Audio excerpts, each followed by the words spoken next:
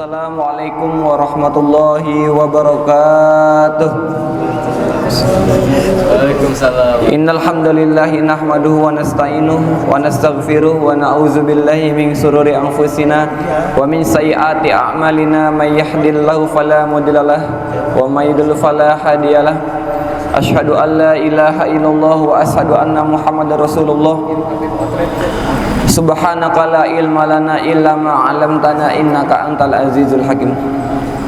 Pertama-tama yang paling utama, marilah kita panjatkan puja serta syukur kita kehadirat Allah Subhanahu wa taala, yang mana berkat limpah kasih sayangnya kita mampu melaksanakan salat zuhur berjamaah di tempat di musala yang penuh barakah ini. Amin. Salawat bertanya salam selalu terlimpah curahkan kepada baginda kita, habibina wa syafi'ina wa dukhrina wa maulana Muhammad sallallahu alaihi wasallam. Allahumma salli wa sallim wa barik alaih. Alhamdulillah, pada kesempatan siang hari ini saya akan membawakan tema tentang sabar dan sholat. Ketika kita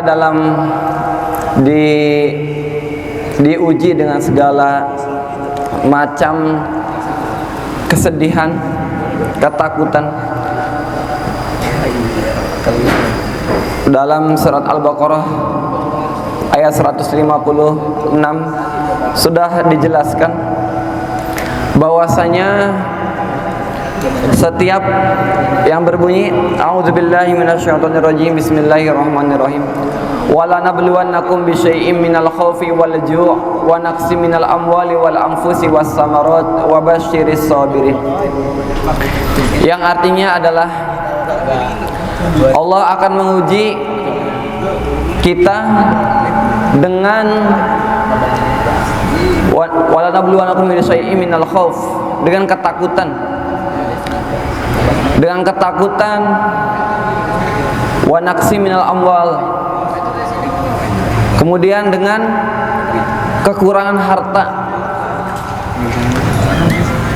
kemudian wa naqsi minal amwali wal anfusi was samarat, diuji dengan segala macam hal-hal yang tidak kita sukai. Nah, maka kuncinya ketika diterpa dalam ketakutan dengan sedikitnya harta, kuncinya adalah Allah balas. Allah katakan lagi dalam Al-Qur'annya, dijelaskan bahwasanya akan diberikan wasta'inu bisabri wassalah. Maka ketika kita dalam posisi itu, dalam posisi kita ketakutan, kekurangan keuangan, kemudian dengan segala macam cobaan, musibah, maka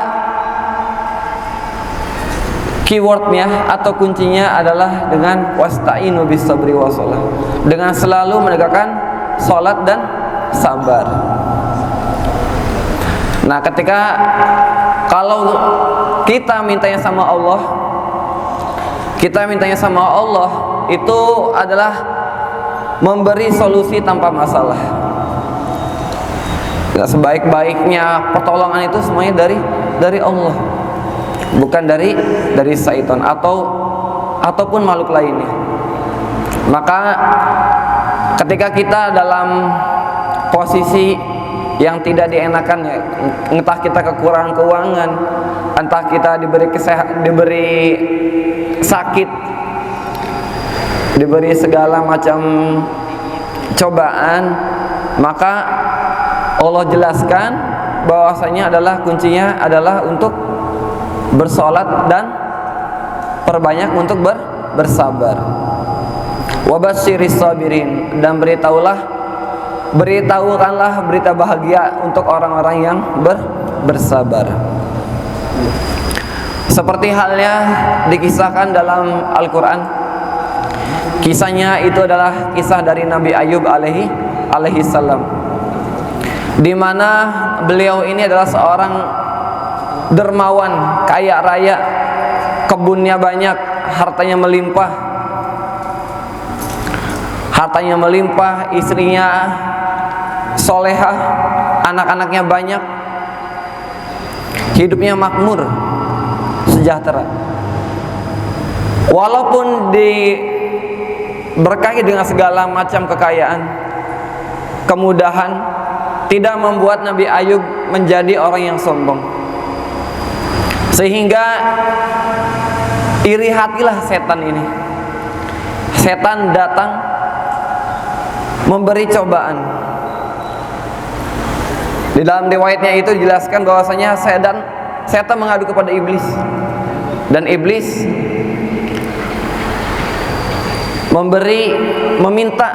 meminta izin untuk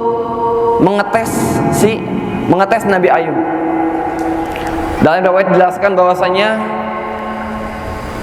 Nabi Ayub diberi segala musibah.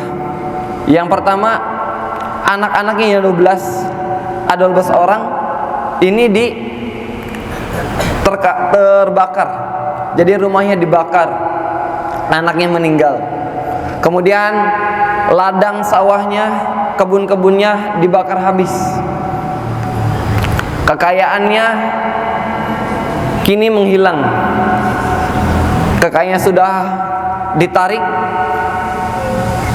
Kemudian ditambah lagi ditimpahi dengan penyakit, yaitu penyakit kudis, dimana orang aja ogah buat nemuin, apalagi melihat Nabi Ayub. Lantas apakah Nabi Ayub berkeluh kesah atas dasar apa yang ditimpakannya? Tidak. Singkatnya, ketika Nabi Ayub diterima dengan segala macam musibah, Nabi Ayub tidak pernah berkeluh kesah. Bahkan dengan lapang dada Nabi Ayub menerima segala cobaannya. Bahkan kisah ini sampai di termaktub di dalam Al-Quran, di dalam surat Al-Anbiya dan surat As-Sadd. Dan doa Nabi Ayub ketika diterpa segala macam musibah, doanya adalah wa ayyubu idnada rabbahu anni massinis durra wa anta arhamur rahimin. Dan ingatlah kisah Ayub ketika ia menyeru Tuhannya, sesungguhnya aku telah ditimpa penyakit dan engkau adalah Tuhan yang maha penyayang di antara semua penyayang. Bahkan ketika Nabi Ayub ditimpa dengan segala macam musibah, ditimpa dengan penyakitnya, tidak berdoa untuk kesembuhan. Tetapi Nabi Ayub doanya indah sekali, yaitu, ya Allah, sesungguhnya aku telah ditimpa penyakit dan engkau adalah Tuhan yang maha penyayang di antara penyayang.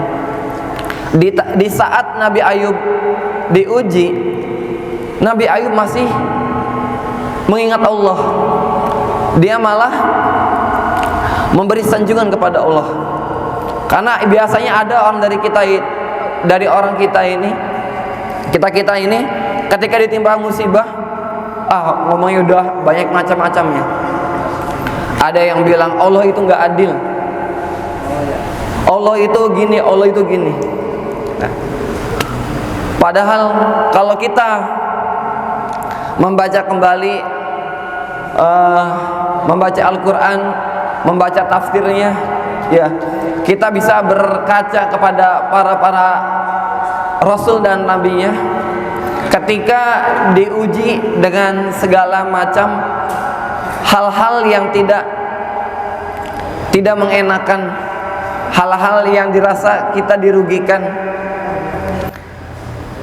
Para nabi sudah mengajarkan untuk selalu berpegang teguh kepada Allah Subhanahu wa taala. Berpegang teguh kepada Allah. Jangan pernah kita menduainya. Ya. Jangan pernah kita meminta sesuatu itu kepada selain Allah. Karena la haula wala quwata illa billah. Karena tidak ada sesuatu zat yang lebih kuat, yang lebih maha perkasa kecuali dari Allah. Maka kesimpulannya adalah ketika kita di dalam diterpa segala macam kesusahan, ketakutan, kesedihan, kuncinya adalah jangan pernah lepas dari sholat dan bersabar.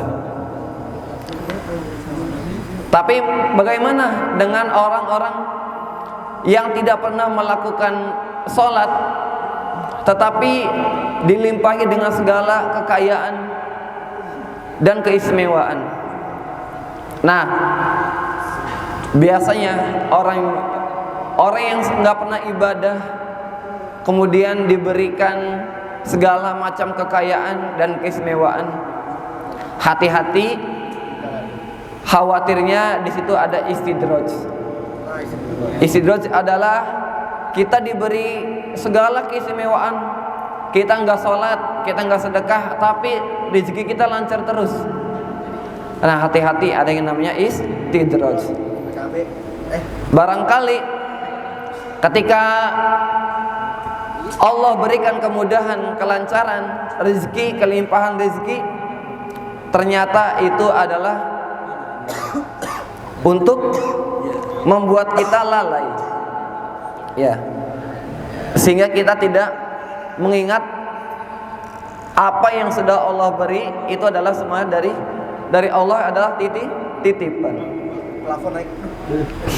Nah, ya, hati-hati dengan namanya istidraj. Nah, demikian kurang lebihnya materi yang bisa saya sampaikan.